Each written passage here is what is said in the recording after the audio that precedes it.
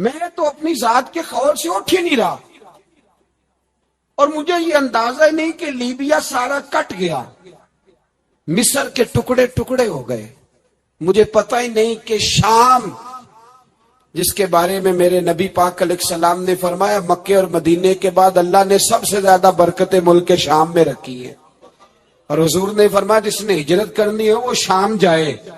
اتنا اعلیٰ ملک سارا کٹ گیا، 4,000 لوگ ایک ایک دن میں قتل ہو گئے، پر میرا گھر اب آباد ہے نا، کوئی عرض نہیں، وہ کٹتے ہیں تو وہ دور ہیں، کٹتے رہیں۔ فلسطین میں ہمارے ہاں معراج کی محفلیں بڑی جم کے ہوتی ہیں، سارے لوگ پڑھتے ہیں سبحان الذی اسری بعبدہ لیلا من المسجد الحرام الی المسجد الاقصی۔ انہیں پوچھو روز قرآن مجید میں مسجد اقصی کا نام لینے والوں، تو مسجد اقصی کہتے ہو تو تمہیں اللہ کتنی نیکیاں عطا کرتا ہے، بتاؤ تو صحیح مسجد اقصی کدھر ہے؟ اور اب تو میری طرح کے مولوی آدھی حدیث سناتے ہیں، کہتے ہیں مسجد نبی میں ایک نماز پڑھو تو 50,000 کا ثواب، حرم شریف میں پڑھو تو 1,00,000 کا ثواب۔ مولانا حدیث یہاں سے شروع نہیں ہوتی، کھولو تو صحیح کنز المال، پڑھو مسند امام محمد بن حنبل، حدیث تو یہاں سے شروع ہوتی ہے۔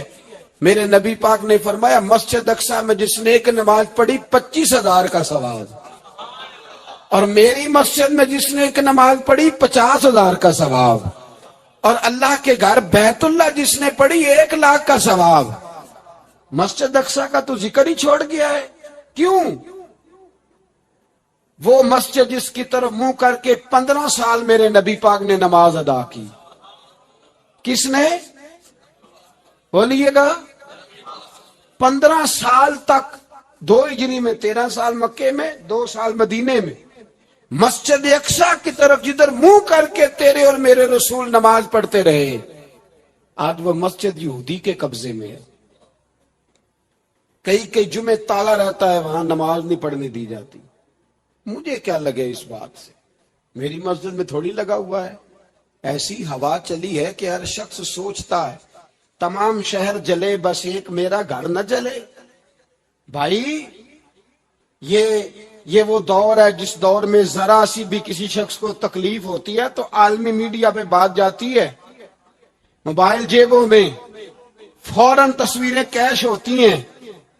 میں اور آپ، ہمارا اس قوم سے تعلق ہے جس قوم کے بچے کٹ گئے، ذبح ہو گئے، عورتوں کے پستان کاٹ کے برما کے بدھوں نے ان کے کباب بنا کے کھا لیے، چھوٹے چھوٹے بچوں کی لاشیں انہوں نے لٹکا ڈالی، اور یہاں میں حکومت کی کیا بات کروں، یہاں کسی سیاستدان کو مکھی کاٹ جائے تو ہمارے پھٹے آباد ہو جاتے ہیں بحث کرنے کے لیے۔ ہمارے اپنے لوگ، عام آدمی نہیں بات کرتا، عام آدمی نہیں نکلتا، عام شخص کو فکر ختم ہو گئی۔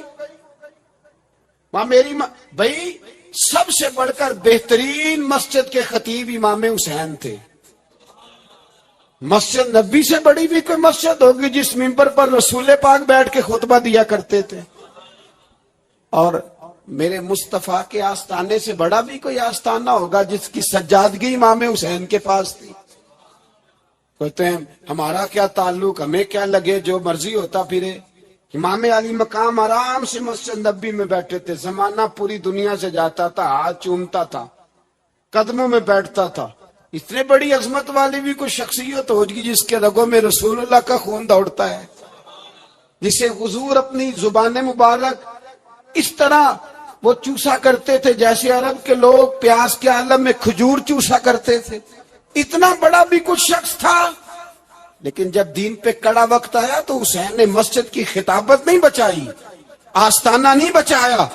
امام علی مقام نے کہا کوفہ لٹتا ہے تو لٹتا رہے، دمشق میں فساد ہوتا ہے تو ہوتا رہے، وہ ملک شام کی بچیاں رو رہی ہیں تو روتی رہیں کہ ہم پہ یزید قابض ہو گیا، میری مسجد آباد ہے، کافی ہے۔ نا، امام حسین نکلے اور نکل کے کہنے لگے جنت البقیع والی جگہ پہ کھڑے ہو کہ یا رسول اللہ میں جا رہا ہوں، میں جا رہا ہوں، اور آپ کے لیے جا رہا ہوں، اس لیے کہ مجھے اس شام کو بچانا ہے۔ جس شام میں رسول اللہ کا کلمہ پڑھنے والے لوگ بستے ہیں. مجھے کوفہ، دمشق، مصر کے لوگوں کو بچانا ہے. نانا تیرے کرم کے خزینے کی خیر ہو، میں جا رہا ہوں تیرے مدینے کی خیر ہو. نکل کھڑے ہوئے امام علی مقام، میدان میں نکلے. کس کے خلاف؟ بولے کون تھا یزید؟ مسلمان تھا. اس وقت تک تو سب نے مسلمان لکھا ہے. جس نے کافر کہا شہادت امام حسین کے بعد کہا. جرم کیا تھا؟ میری گردن جھک جاتی ہے جب میں یہ بات کرتا ہوں، ایمانداری سے کہہ رہا ہوں، جوش خطابت نہیں. میری گردن جھکتی ہے جب میں یہ لفظ ادا کرتا ہوں. امام علی مقام اس شخص کے خلاف نکلے. سارے خطبے امام حسین کے پڑھ کے دیکھو. امام حسین نے فرمایا یزید شرابی ہے. شرابی مسلمانوں کا حکمران ہو سکتا؟ آپ نہ بولیں بے شک، پر بات تو سچی ہے نا. امام حسین نے فرمایا شرابی کو ووٹ دیا جا سکتا؟ فرمایا رنڈیوں کا ناچ دیکھتا ہے جو مجرے دیکھے، جو رنڈیوں کے ناچ دیکھے وہ مسلمانوں کا حکمران ہو سکتا؟ امام حسین میدان میں نکلے اور 18 سال کے علی اکبر سے لے کر 6 مہینے کا علی اصغر دے دیا. لیکن شرابی کو برداشت، بے حیا کو برداشت تو میں کیسے کرتے ہیں؟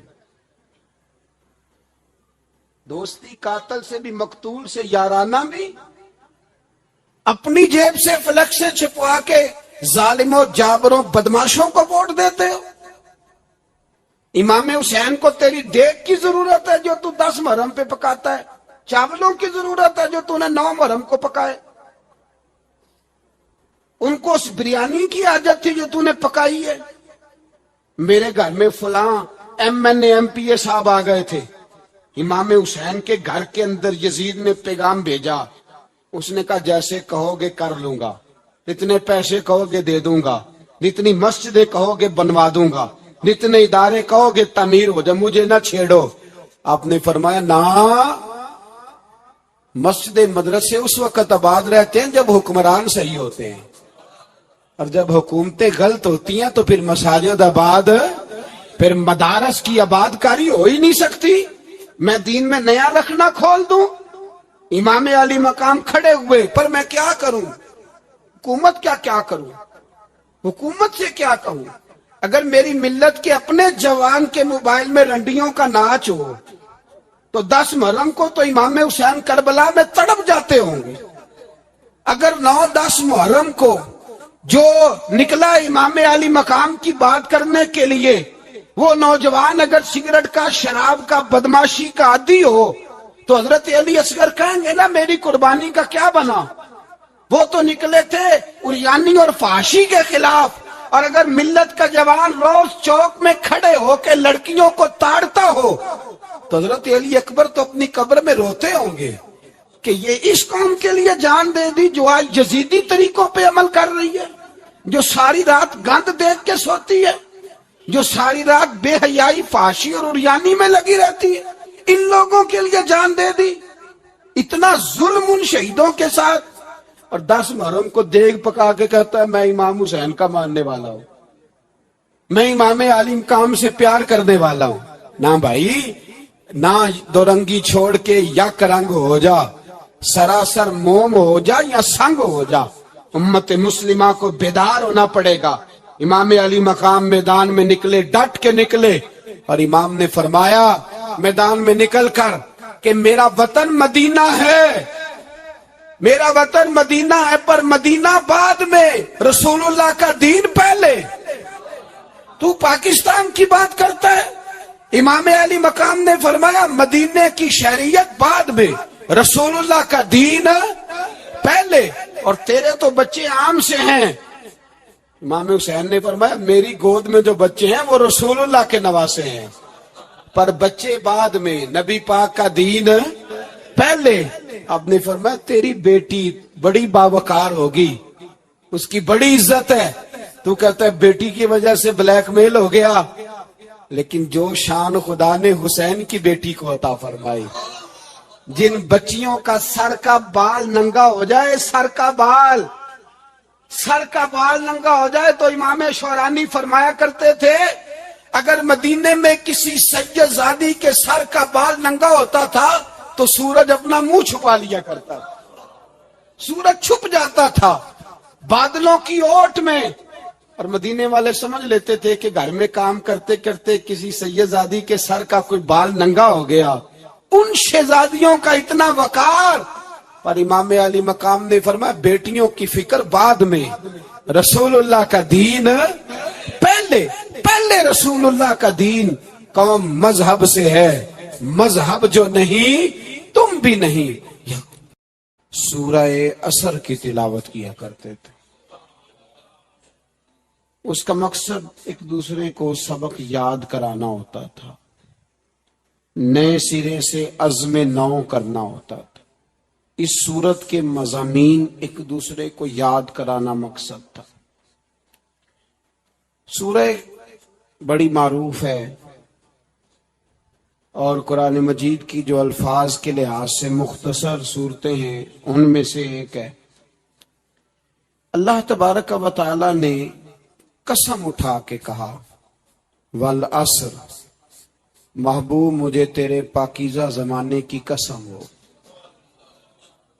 محبوب تیرے خوبصورت وقار والے، خلوص والے، پاکیزہ بھائی چارے والے تیرے زمانے کی مجھے قسم ہو، ان الانسان لفی خسر، بے شک انسان نقصان میں ہے۔ مطلق فرما دیا، تاکید لگا کے، ان الانسان لفی خسر، بے شک انسان نقصان میں ہے۔ یا اللہ سارے، فرمایا الا الذین، سوائے ان لوگوں کے، کون؟ جن میں چار خوبیاں پائی جائیں۔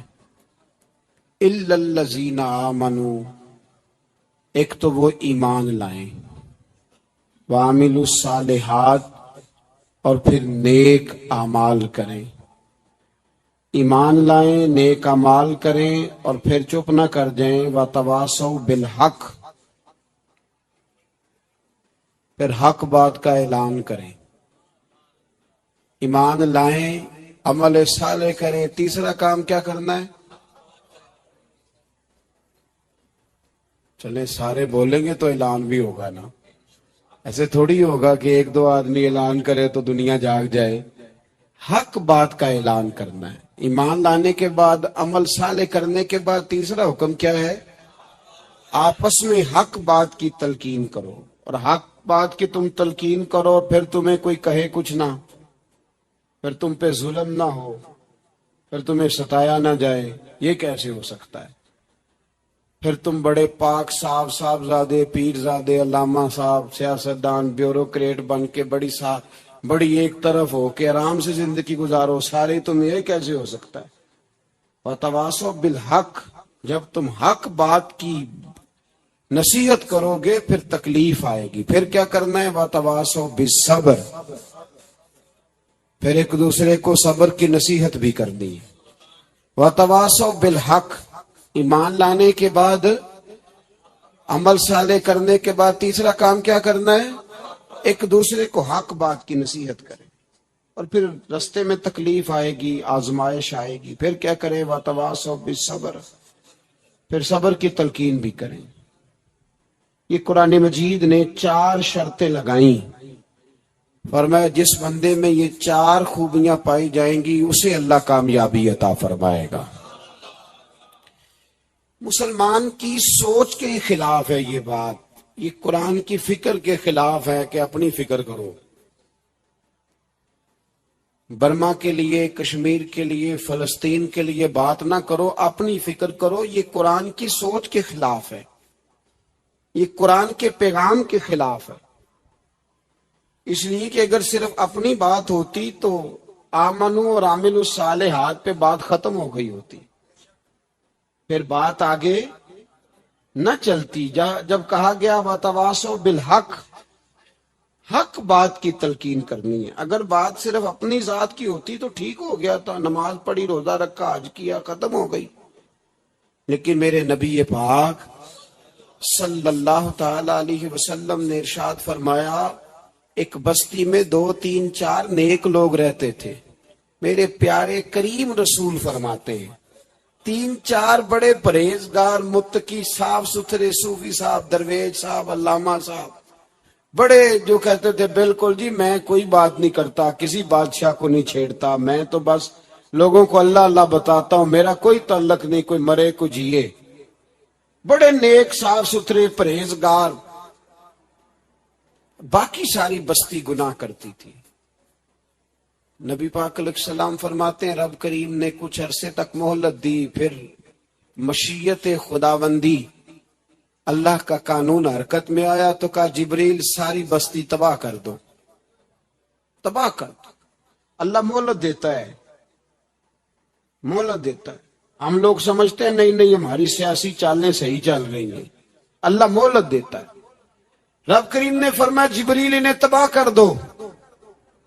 تو حضرت جبریل امین علیہ السلام نے عرض کی مولا وہاں تو تیرے 3 4 بڑے نیک بندے بھی رہتے ہیں بڑے پرہیزگار سچ بولنے والے دیانتداری والے حاجی صاحب نمازی صاحب صوفی صاحب پیر صاحب بڑے خوبصورت ان کا کیا کریں. تو میرے محبوب پاک علیہ السلام فرماتے ہیں رب کریم نے فرمایا سب سے پہلے انہیں تباہ کرنا سب سے پہلے انہیں سب سے پہلے اور الٹ دو بستی پہلے ان کا نمبر لگاؤ.